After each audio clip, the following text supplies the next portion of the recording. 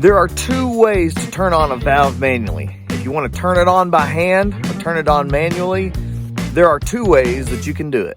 Now we've got a Hunter valve here, and I want to show you two different ways that I can turn this valve on by hand or turn it on manually, we would say.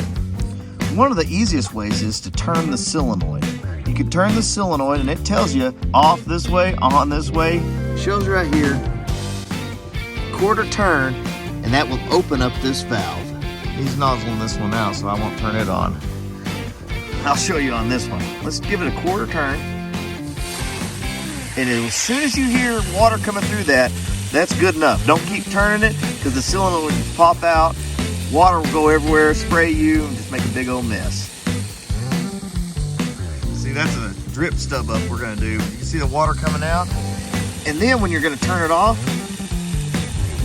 twist it clockwise, righty-tighty, lefty-loosey. And you don't have to turn it just when it stops. You don't have to crank down on it. And that's gonna shut it off. Now the other way that you can turn these valves on, if your valve, most of them do, they're gonna have a bleed screw right here. And some guys say this is absolutely the best way to turn it on because you're not messing up the gaskets of your solenoid by turning them on and off. So the other way is this little bleed screw right here. And you don't want to unscrew it as too much because those will pop out too. And water's gonna leak out of it, that's normal on a bleed screw. That opens it up.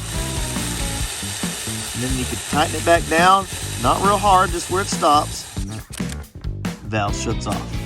So that's simply how to turn on your irrigation valve manually. You can use the solenoid, give it a quarter turn, or you can use that bleed screw, give it basically a quarter turn as well. And then when you're gonna shut them off, you don't have to crank it down real hard, just where it stops on both of those. And this is good to know, that way you can go out to your valves, you can turn them on manually, test things out, turn them off, making sure everything is working good.